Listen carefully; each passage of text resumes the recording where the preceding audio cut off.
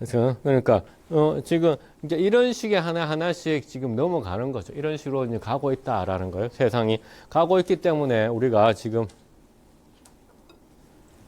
그래서 저는 그러니까 디바이스 얘기를 이제 하자면 저는 그렇게 생각하는 거예요. 구글이 요거 구글 글라스를 가지고 시도했는데 있잖아. 실패를 했어.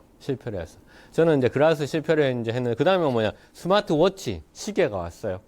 그 다음에 요새 뭐가 오냐면 스마트 반지가 오고 있어요, 반지. 근데 저는 다 이런 디바이스들이 실패할 거라고 생각해요. 저는 결국은, 폰이라고 생각해요, 폰.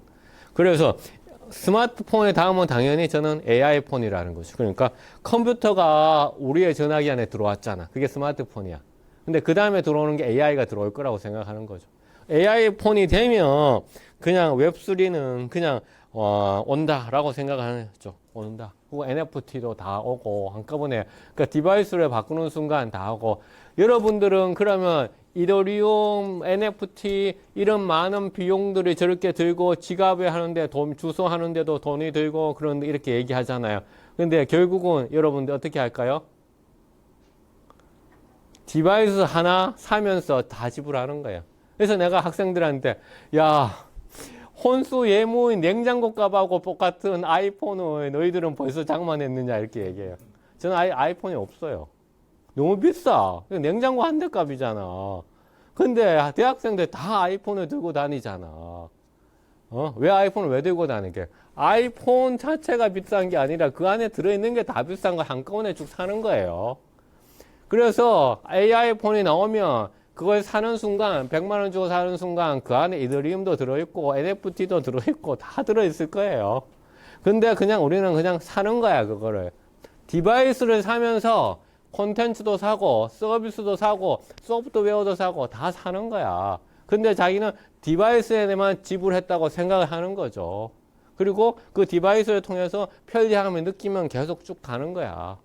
그러니까 그러나 이러한 흐름들을 알고서 디바이스를 사용하는 거하고 모르고서 사용하는 거하고는 천지 차이인 거겠죠. 그렇죠? 이렇게 세상이 가고 있다는 거. 그게 결국은 NFT가 될 것이고, 그래서 저는 그러한 NFT 새로운 세상들이 이제 결국은 만난다라고 하는 거죠.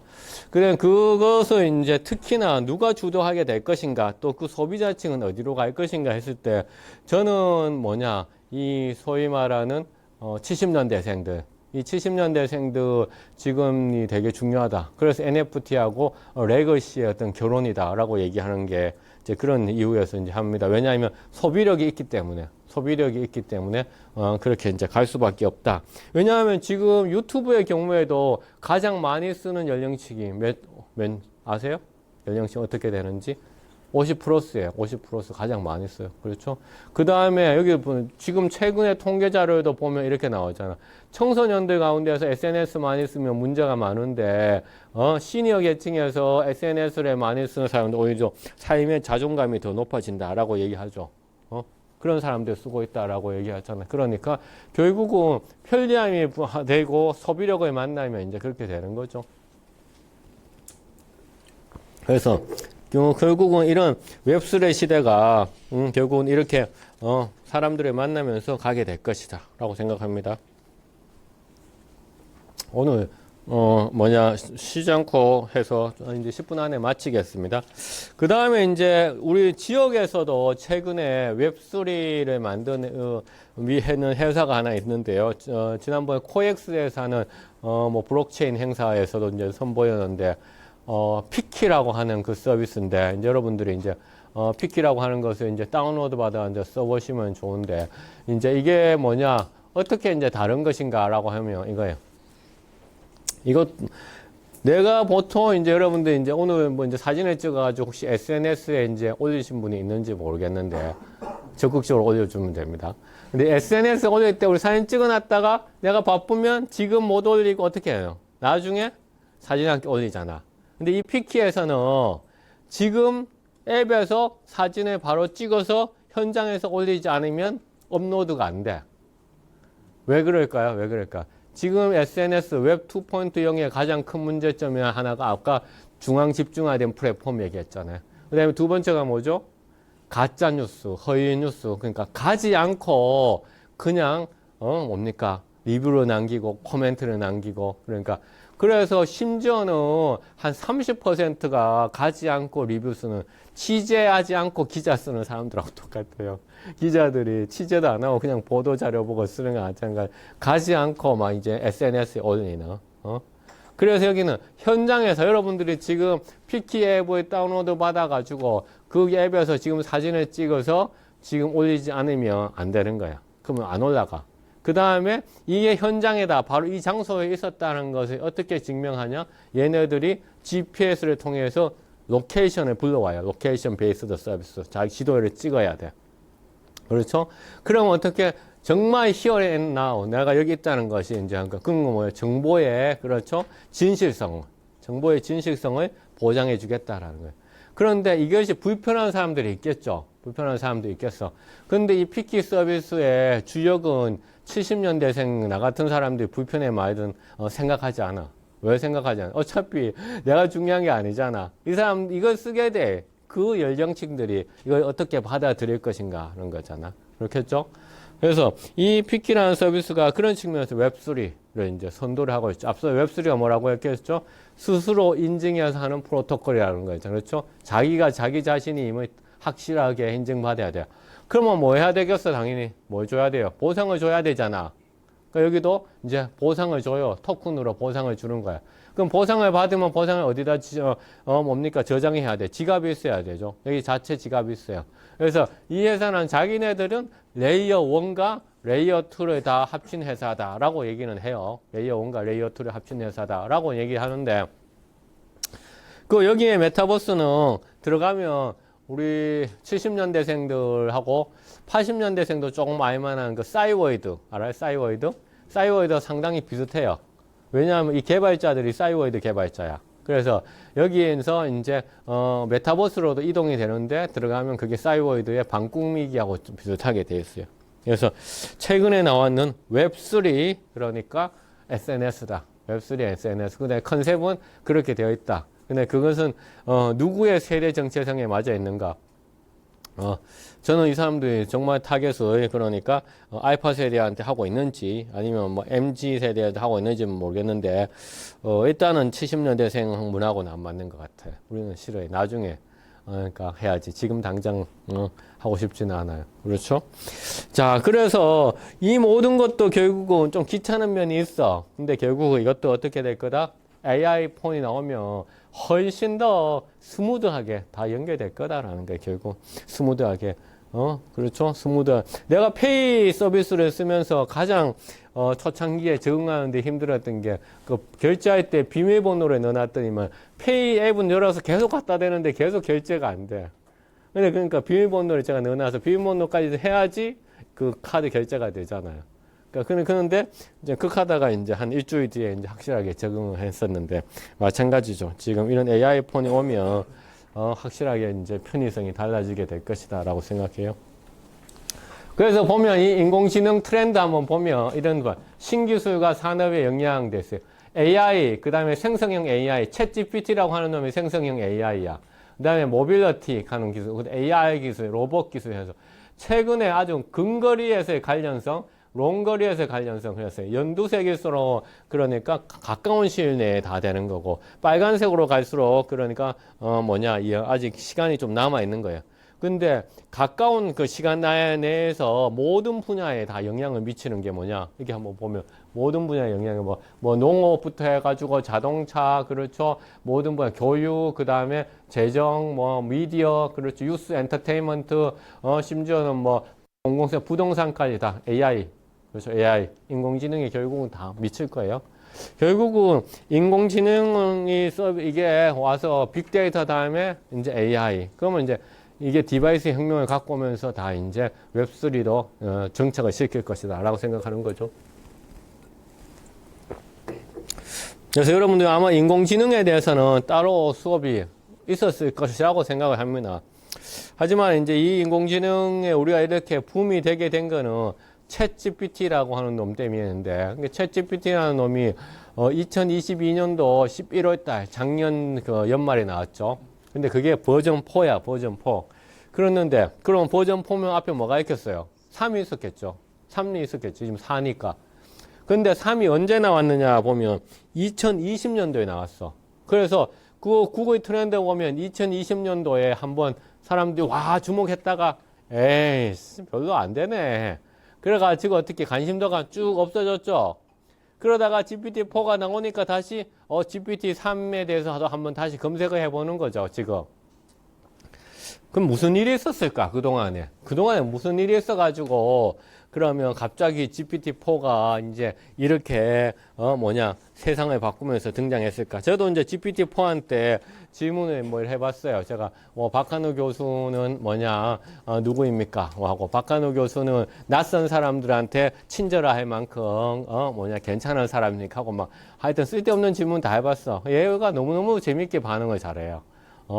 제 유튜브에 다 올려놨는데 너무 재밌게 쓸데없는 질문들 그러니까 너무 말을 잘 알아들어. 그리고 나의 마음을 잘 이렇게 기분 나쁘지 않게 대답해요. 알아요? 혹은 네 대답이 잘못됐다 이렇게 얘기하면 바로 뭐라고 하는지 아시죠? 제가 실수했습니다. 이렇게 나옵니다. 제가 실수했습니다. 딱 나옵니다. 챗 GPT하고 놀다 보면 시간 가는 줄을 몰라. 근데 그러면 그동안 3년 동안에 얘가 GPT-3에서 그러니까 보여줬던 뭔가의 문제점을 많이 개선을 해가지고 지금 이렇게 된 거잖아요. 무슨 문제점을 개선했을까? 특히 그 챗 GPT는 텍스트, 그러니까 우리가 글로 타이핑 해가지고 말하는, 대화하는 거. 이 성능이 상당히 좋은 거거든요. 여기 보면 텍스트를 읽는 거를 이제 우리가 컴퓨터가 텍스트를 읽는 거를 뭐라고 얘기하냐면 우리가 자연어 처리라고 해요. 근데 자연어 처리 말 자체는 어려운데 말 그대로 자연어는 인간과 다 비슷하게 자연스럽게 언어를 처리하는 기술 이렇게 얘기하는 거. 그래서 Natural Language Processing. 그래서 Natural Language Processing이 빅데이터 분야에서 엄청나게 많이 썼어요. 그래서 이게 인간과 얼마만큼 비슷하게라고 이제 얘기하니까 어떻게 해요? 인간하고 얼마만큼 비슷하려면 인간을 잘 이해를 해야 되잖아. 그렇죠? 그러기 위해 가지고 이제 얘가 지난 3년 동안 엄청난 노력을 했어. 어떤 노력을 했을까? 여기 보면 여기 좀 빨간색으로 되어 있는 거 보세요. 빨간색으로 되어 있는 글자, 단어 보면 내가 최근에 여행을 취소했어. 그래서 내가 내 항공권을 어떻게 표소를 다시 환불받기를 원해. 이러면 이제 자연어 처리에서 어떻게 하냐면 빨간색으로 된 단어들 있잖아요. 요 명사들하고 단어들을 이제 소위 말해서 분석을 해가지고 이 문장의 의미가 뭔지 찾아내는 거예요. 그런데 옆에 있는 문장을 보세요. 옆에 있는 문장을 보면 뉘앙스가 조금은 달라. 뉘앙스는 조금 하는데 추출하는 단어는 어떻게 똑같이 빨간색이 똑같잖아요. 지금요. 맞죠? 그래서 좌우에 있는 이것을 구분하지 못한 거야.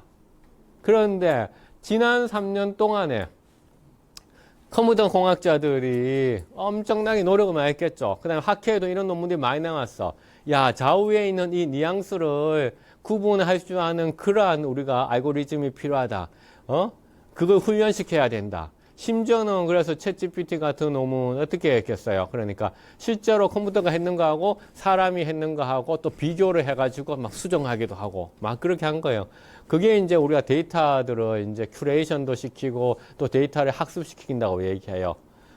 그러면 보통 이제 우리가 그러면 동작을 보여주는 이런 그 모션 시스템, 그러니까 움직임을 하는 이런 동작 움직임을 포착하는 그런 빅데이터 시스템은 어떻게 하냐면은 실제로 그러니까 사람들을 뽑아요. 뽑아가지고 때리는 동작을 해보라 그러고 맞는 동작을 해보라 그러고 찌르는 동작을 해보라고 하고 발로 차는 동작을 해보라 그래요. 그 동작을 다 캡처를 해가지고 그것을 다시 데이터로서 학습을 해요. 그래서 그 학습했는 것을 가지고서 축제라든가 혹은 시위를 할 때 인식을 시켜요. 그러면 이 사람이 때리는 행동을 하고 있구나, 맞고 있구나, 돌을 던지고 있구나 이렇게 되는 거예요. 동대구역 앞에서도 프랭카드 붙여놨는 것도 있었어요. 그런 데이터 학습에 참여할 사람을 구합니다. 그러면 우리가 제약회사에서 그쵸, 시약할 때 참여하면 그 돈도 주고 해당 그 시약 먹어볼 수 있잖아. 그렇죠? 비싼 시약들. 마찬가지로 이제 데이터를 이제 하는 그렇게 학습시키는 거예요. 그래서 그런 학습 과정을 통해 가지고 좌우에 있는 이런 뉘앙스가 다른 문장을 챗GPT 같은 그런 인공지능 서비스가 지난 3년 동안 했는데 이게 이제 성공을 한 거죠. 성공을 한 거야. 야, 드디어 이해하기 시작한 거야. 텍스트로 이제 거기보다 더 똑똑한 거는 지금 이미지까지도 막 이해하게 되는 시스템이 등장하죠. 어떻게? 달리라고 하는 거 있어요. 달리. 혹은 미드저니라고 하는 거 있어요. 미드저니. 이런 이미지까지 하는 것들이 나오고 있어요. 그래서 제 수업 시간에는 학생들한테 이제 이런 걸 가르치고 우리가 해봐요. 이런 이미지까지 하는 거는 왜 중요하냐면은 내가 카툰을 만드는 그런 회사를 차리고 싶어. 그런데 내가 기획안도 좋고 아이디어도 좋고 돈도 투자를 받았어. 근데 진작 나는 카툰을 못 그려. 그렇죠? 근데 카툰을 그리는 만화 작가를 구하려 하니까 인건비가 너무 비싸. 근데 나는 진짜 이 카툰 웹툰 회사를 만들고 싶어. 그럼 어떻게 해요? 이제는 달리라든가 미드저니라든가 디퓨전 같은 이런 인공지능으로 그림을 만들어준 회사가 있어. 회사가 아니라 서비스가 있어. 이걸 통해 가지고 자기가 명령어를만 잘 집어넣으면 해당 명령어에 맞도록 그 이미지들이 나와. 그럼 자기는 그 이미지들을 그냥 쓰면 되는 거예요. 그래서 1인 웹툰 회사가 나오고 1인 애니메이션 회사가 나오고 1인 광고 회사가 나오는 거야. 카피라이터가 없어도 나오는 그런 회사들이 나온 거죠. 그러면 그 명령어들을 어떻게 집어넣느냐가 정말 중요해요. 그 명령어가 어떻게 정말 상세해야 되겠죠. 상세하게. 명령어가 그래서 그 명령어를 상세하게 만드는 법을 요새 공부하죠. 그걸 뭐라고 한다? 프롬프트라고 얘기해. 프롬프트. 우리 기자들, 앵커들이 뉴스 하면서 앞에 그쪽 자막 나오죠. 그게 프롬프트라고 얘기하는 그 프롬프트야. 그게 자막 나오지 않고 자막 따라 읽는잖아. 그 명령어를 공부하는 게 프롬프트라고 하는 거야. 그래서 요 AI라든가 우리가 마치 처음에 한글 워드를 배우듯이 하고 똑같은 엑셀을 배우듯이 프롬프트를 배우는 거야. 그런 것은 이제 전문적으로. 그거는 이제 기능적인 거잖아요. 그렇죠? 그런 기능적인 건데 그거를 우리가 이제 그러니까 이걸로 페인트로 안 되니까 어떻게 해야 돼요? 이걸로 페인팅을 하는 거잖아요. 이해하죠? 그러니까 자기가 기획 능력은 있잖아. 근데 손이 안 되잖아. 근데 머리 가지고도 페인팅을 할 수 있도록 하는 거야. 그게 이제 프롬프트 엔지니어링인 거죠. 자, 그렇게 해서 중요한 거예요. 챗 GPT에도 텍스트만 하는 줄 알았더니만 예컨대 이거는 오늘 이제 웹3 하니까 트론이라고 하는 이러한 그 또 레이어 1 이더리움과 경쟁하는 중국계 이제 그 네트워크인데 여기에서도 자기의 그러니까 트론을 설명해봐. 뭐로 설명해보라고? 이모지 알죠? 이모티콘으로 설명해봐 했더니 트론에 대해서 챗GPT가 이렇게 그림으로서 이렇게 보여주더라는 거죠. 그림으로. 이거 왜 중요하냐라면 이미지로 이제 설명해 준다는 거죠. 그렇죠? 그래서 텍스트만 뿐만이 아니라 이렇게 이모지로서도 이렇게 챗 GPT가 해준다라는 거죠. 이모지, 이거 보이시죠? 지금 이모지. 그렇죠? 이게 왜 중요하냐면은, 지금 탑 오브 마인드라는 이론 여러분 이제 들어보셨는지 모르겠는데, 이제 탑 오브 마인드라는 것은 처음에 사람들이 마음속에서 가장 먼저 생각나는 것이 뭐냐라고 했을 때 이제 그게 탑 오브 마인드거든요. 그럼 챗 GPT가 같이 전해주는 이러한 이미지들이 탑 오브 마인드하고 비슷한 거죠. 그 다음에 이제 이거 챗 GPT를 활용해서 이렇게 이제 20대를 위한 뉴스 정리 앱 이렇게 만들 수도 있고요. 이렇게 해서 이제는 손이 안 따라가지만은 이렇게 이제 그렇게 핑계도 못 대는 것이 내가 기획안도 좋고 다 했는데 디자이너도 없고 카피라이터도 없어서 내가 못해 이게 아니라 머리로 다 하라는 그런 시대가 됐다 이 얘기인 거죠. 그 다음에 저작권 침해가 두렵다 이렇게 얘기하는 거에 대해서 이렇게 얘기하는 톰 행크스 같은 작가들은 톰 행크스의 청년 시절의 모습들을 네가 영화에서 구현해. 그럼 내 어릴 때 사진을 가지고 가야 되고 청년 때 사진 가지고 가야 되잖아요. 그렇죠? 그래가지고 구현하면 나한테 비용만 주면 돼. 그러니까 비용만 주면 돼. 그래서 이런 기사가 나온 거죠. 할리우드가 톰 행크스의 젊은 모습을 하는 AI를 사용한다는 거죠. 그 대신 톰 행크스한테 또한 저작권을 이제 주는 그런 이제 게 되는 거죠. 그래서 저는 이제 제가 썼는 칼럼에서 이런 용어를 만든 거예요. CCPTW의 시대다라고 했어요. 컬래버레이티브 크리에이션이다라는 얘기를 했어요. 컬래버레이티브 크리에이션. 그러니까 공동으로 창조하는 시대다. 그래서 챗GPT 같은 인공지능을 금지하거나 하지 말라고 할 게 아니라 이것을 어떻게 하면 활용을 해서 같이 그러니까 창조를 해야 될 것인가를 생각해야 된다라고 생각하는 거죠. 그러니까 금지할 게 아니다라는 거죠. 금지할 게 아니다라고 라고 생각을 하는 거예요. 그래서 이제 여기 뭐 음악 분야의 사례도 이제 얘기를 해놨어요. 그러니까 같이 이제 작업을 하면 이렇게 창의성이 더 높아진다. 그래서 결국은 이와 같은 전체적인 흐름의 발전은 결국은 우리가 디지털 트윈을 만드는 이런 메타버스로 이제 가게 될 것이고, 그러니까 우리가 지금 뭐냐, 택시를 부르는데 카카오 택시를 쓰고 대구로를 쓰고, 그 다음에 더 이상 전화를 안 하고 배달의 민족 앱을 통해서 배달을 시키는 것처럼, 그러니까 이런 물리적 공간하고 그 다음에 디지털 공간이 합쳐지는 세상이 되는 거죠. 그게 이제 디지털 트윈의 메타버스가 되고, 텍사스에서 열렸던 전 세계적으로 가장 그러니까 재밌게 사람들이 참여하는 SXSW라는 이 행사 최근에 있었는데, 여기에 보면 팅커벨을 여기다가 집어넣었어요. 그러니까 메타버스처럼 그러니까 팅커벨의 메타버스에 집어넣은. 그게 누구를 위한 거?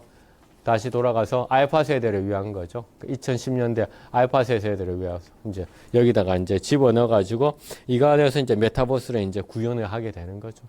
그렇게 되면 여기 있는 것을 가지려면, 이 디지털을 가지려면, 그거 나만의 유일한 디지털이라는 것을 증명하려면 NFT가 또 있어야 되는 거죠. 페이스북이 메타로 그러니까 명칭을 변경했다. 그런데 갑작스러운 변경이었다라고 얘기하는데, 실제로 페이스북이 10년 동안 그러니까 AI에 투자를 했다는 거죠. AI에 투자를 했기 때문에 메타버스로 바뀌면서 AI 기반한 걸로 결국은 바뀌게 될 것이다 라는 거죠. AI 기반으로 한 것을 바뀌게 될 것이다 라는 그런, 그렇죠. 그래서 이제 저는 이제 그렇게 이제 보는 거예요. 자, 그 다음에 이제 마지막으로 이제 가고 있어요. 제가 이제 다다음 주에 이제 캐나다 이제 토론토에 이제 가는데, 우리 분야 미디어 커뮤니케이션에서 가장 큰 국제 학회가 열려요. 근데 이 국제 학회 이번에 주제가 뭐냐면 진정성이에요, 진정성. 그러니까 어떻게 하면 이제 진정성을 이제 가질 것인가라는, 이 진정성이라는 것은 어떤 의미에서 어떤 진정성이냐 하면 어떤 인간다움을 가진 진정성을 어떻게 할 것인가. 이 얘기는 뭔가 여러분들 좀 의아하게, 갑자기 내가 지금까지 웹3 얘기하고 그 다음에 그러니까 메타버스 얘기하고 인공지능 얘기하더라, 왜 이런 얘기를 했을까라고 생각할 수 있는데, 이렇게 이제 메타버스 AI 이런 얘기를 하고 하니까, 그러니까 또 뭡니까, 이러한 그 디지털 시스템들이, 그렇죠, 컴퓨터가 인간하고 어떻게 하면 닮아가고 인간하고 비슷해지고, 그러니까 서로 간에 그러니까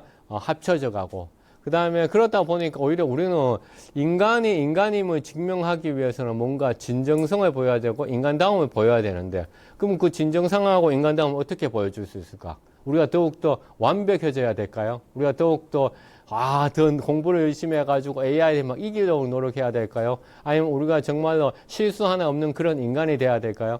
그게 아니라는 거. 오히려 반대로 어떤 현상이 일어나냐면은 인간다움을 보여주기 위해 가지고, 진정성을 보여주기 위해 가지고 의도적으로 막 실수를 하는 거야. 의도적으로 자기의 사생활을 까는 거야. 의도적으로, 그렇죠? 그러니까 자기가 뭡니까? 나는 정말 인간이야. 내가 진짜 보낸 이메일엔 오타도 막 있어. 이렇게 하는 거야. 그래서 정치인이라든가 이런 사람들이 예능 프로그램에 나와서 자기의 사생활을 보여주고 이런 게 왜?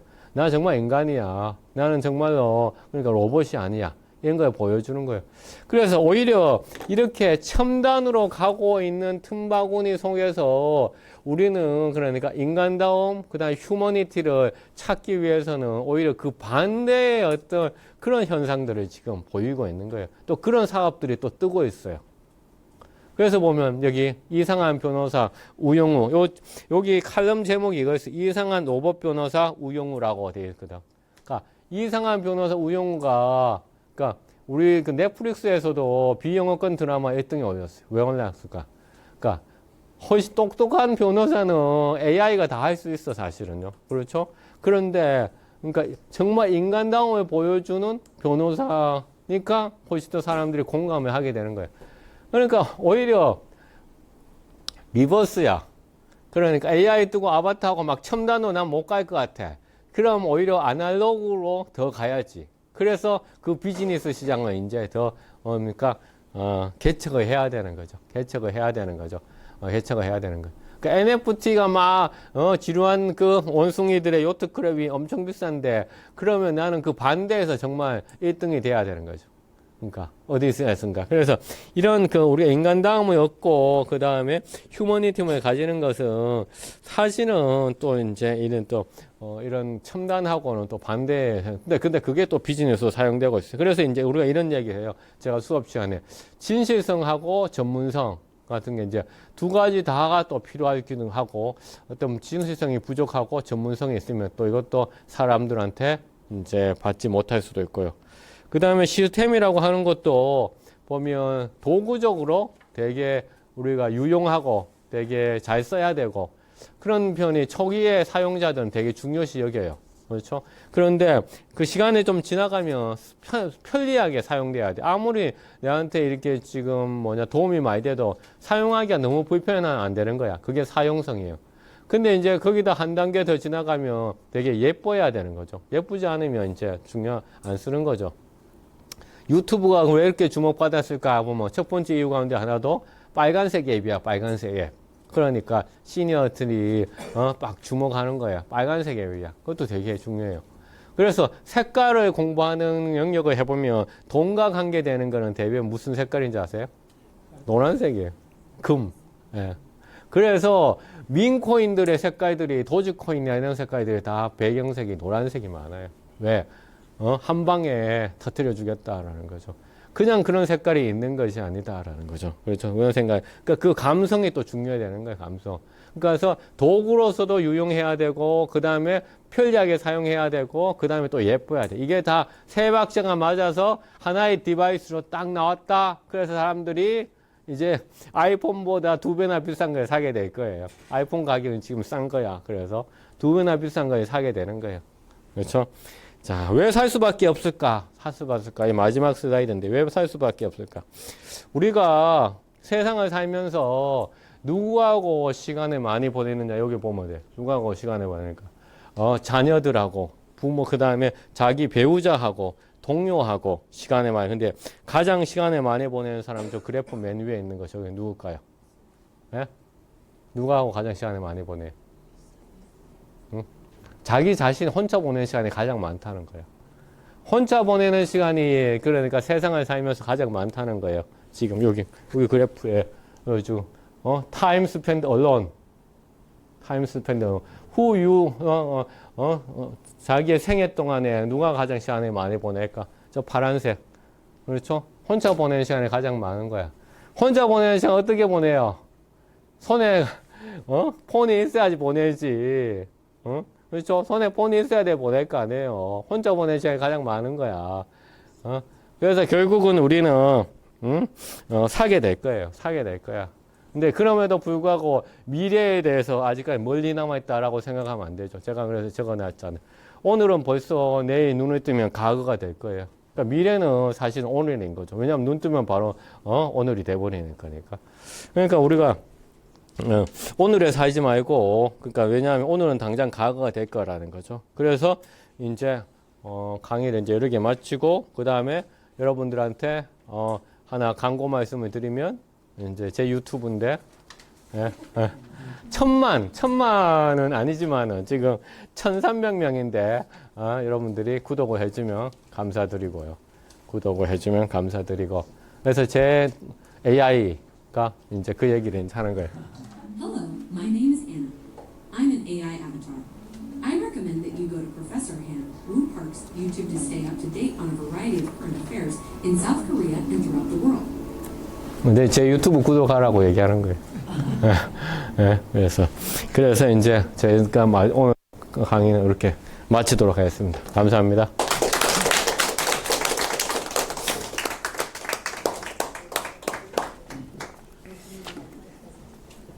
예, 장시간 수고 많이 하셨습니다. 오늘 질문 사항 있으면 말씀해 주십시오.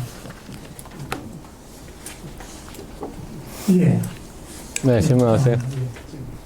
최근에 AI가 인공지능에 대해서 가장 궁금한 점이 인공지능은 과연 왜라는 질문을 언젠가는 스스로 하게 될 수 있을까에 대한 의문이십니다.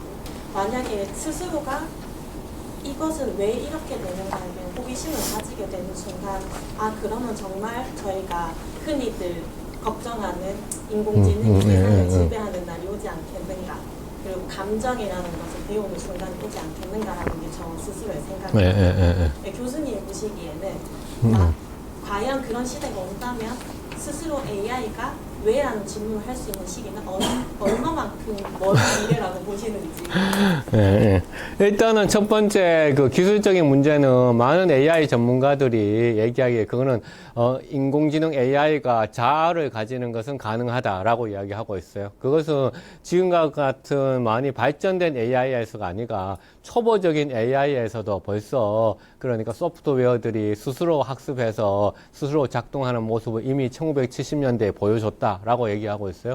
저는 뭐 AI가 전공은 아니지만은 그 얘기를 하고 있고, 그러기 때문에 지금과 같이 그러니까 더욱더 발전했는 모델에서는 자아를 갖는 것은 그러니까 시간이 얼마 남지 않았죠. 그래서 시간이 얼마 남았냐고 질문을 이제 한다면 우리가 이제 2016년도에 그러니까 알파고하고 이세돌이 바둑 경기를 했을 때 그러니까 알파고가 이길 것이라고 생각했는 사람은 거의 없었어요. 다 이세돌이 그대로 이길 것이다 했지만은 벌써 알파고가 이겼잖아요. 근데 16년에서 벌써 지금 23년이에요.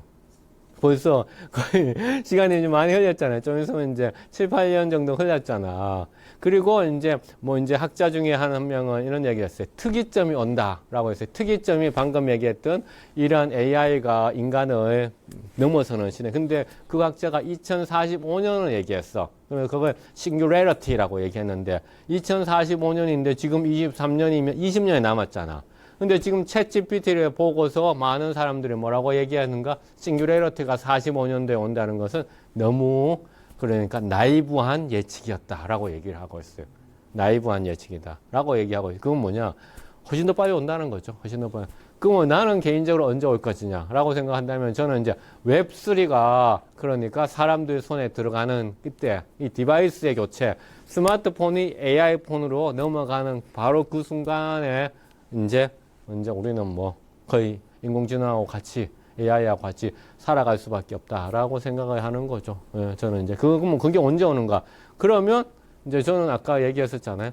50년대에 빌 게이츠가 만든 컴퓨터를 70년대생인 우리가 썼었고, 70년대생에 우리가 만든 디지털 1세대를 90년대생의 이더리움과 이 블록체인 애들이 반발을 하면서 새로운 탈중앙화 시스템을 만들었고, 90년대생이 만들었던 것을 2020년대생, 20년 뒤에 얘네들이 받아서 부르는 거. 그럼 2010년대생이 만들었는 2030년대 생들이 그렇죠 하겠죠. 그래서 저는 2030년쯤으로 생각을 합니다. 그래서 저는 20년 단위로 이렇게 생각을 하고 있습니다. 예. 좋은 질문 감사합니다. 예. 예. 예. 네.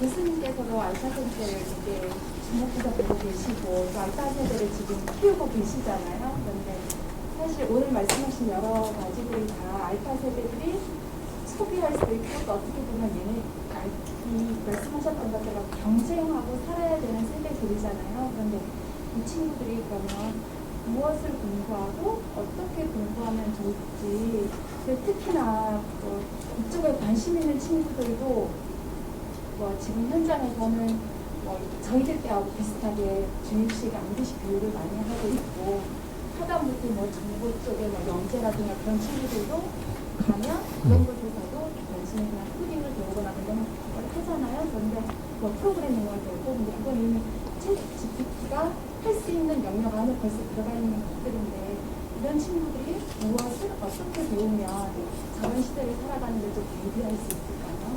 근데 그거는 저도 이제 우리 그 배우자하고 상당 부분 의견의 차이가 많아가지고 사실 개인의 제가 이제 우리 애한테 3학년이 되면 내가 태블릿을 사주겠다라고 말을 했다가 엄청 그러니까 저 상황 절대 안 된다. 최소 중학생은 돼야지 이런 디바이스를 사줘야 된다라고 나는 이제 3학년쯤 되면 난 태블릿을 사줘야 된다라고 이제 생각하거든요.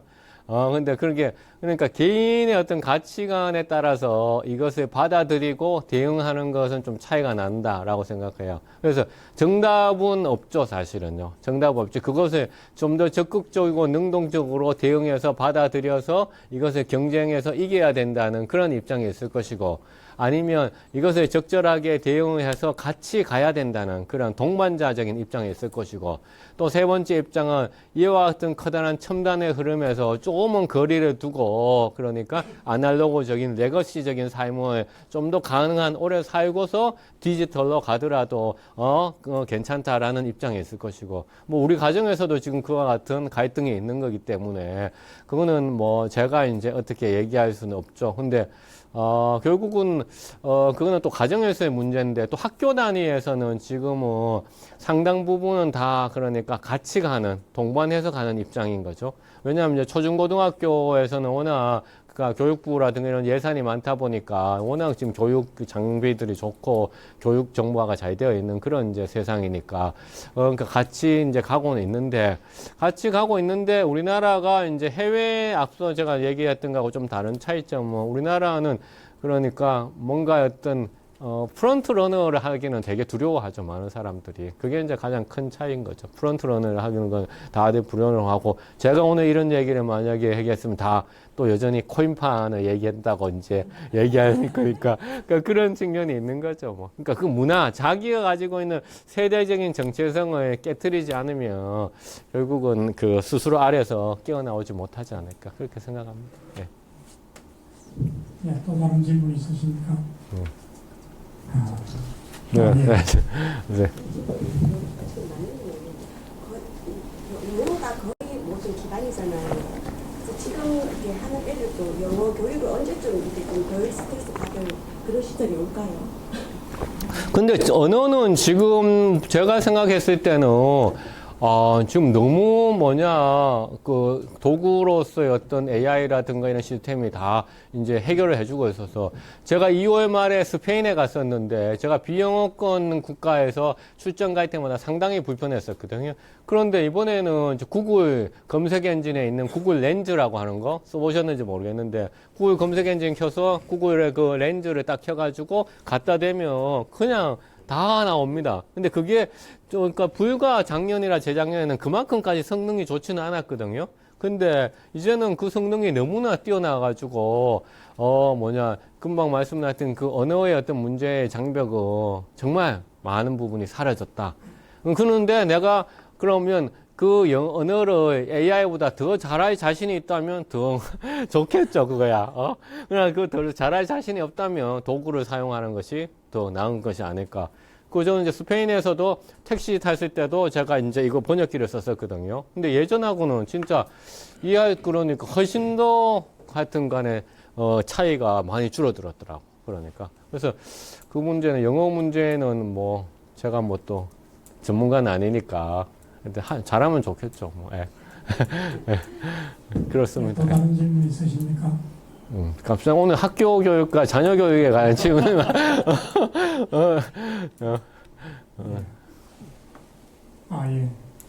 질문하십시오.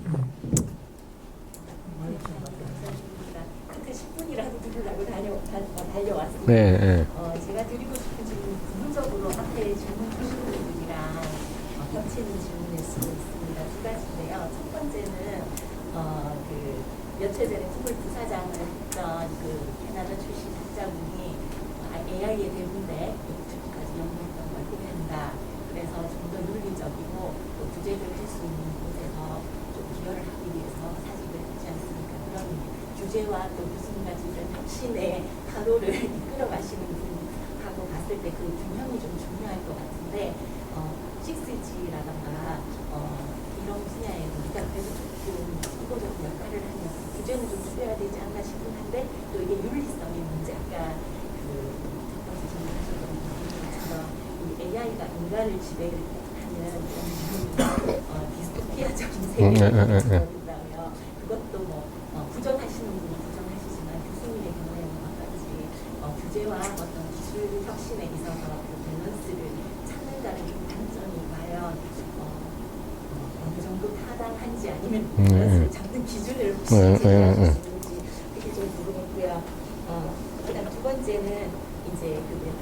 2.0이 오게 되면 우리가 기존의 전통적인 어떤 본인이 했던 어떤 산업이나 전공들이 이 메타버스 세계에 구현될 수 약간 2030년 시대라 그 사회가 빨리 올 거라고 생각을 하시는데 그럼 우리 요 남은 준비 기간을 어떻게 활용을 하고 또 그런 아이디어가 있다면 이걸 또 현실 세계에 구현하기 위해서 우리 평범한 우리들은 또 어떻게 준비를 해가야 되는지 그런 좀 팁도 주시면 예.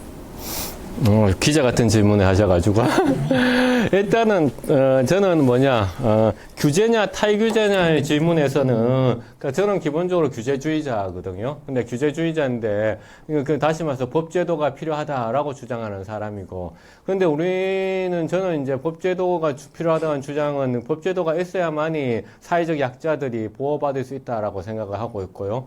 그래서 미국에서는 이와 같은 신규 시설이 등장했을 때 어떻게 하면 망치지 않고 규제할 수 있을 것인가 라는 것을 오랫동안 고민하고 토론하고 학술 연구를 통해 가지고 천천히 법제도를 만들죠. 근데 우리는 규제나 탈규제를 일단 정해서 규제로 하겠다 하면 그냥 규제를 그냥 바로 하는 법안을 만들어 버리죠. 그래서 이제 국내에서는 이제 그게 이제 오해를 이제 사게 되는 것인데, 기본적으로는 규제가 없이는 쓰는 사실은 뭐 살아갈 수 없는 거기 때문에 저는 이제 적정 규제를 해야 된다라고 생각을 하고 있고, 그 적정 규제는 항상 사회적 약자를 보호할 수 있고, 그다음에 혁신을 하는 사람들을 보호할 수 있는 그런 규제가 돼야 된다라는 것이 이제 첫 번째 거고요. 그 다음에 두 번째는 그럼 우리는 개인은 어떻게 해야 되느냐? 이제 청년 아카데미 잘 오신 거죠.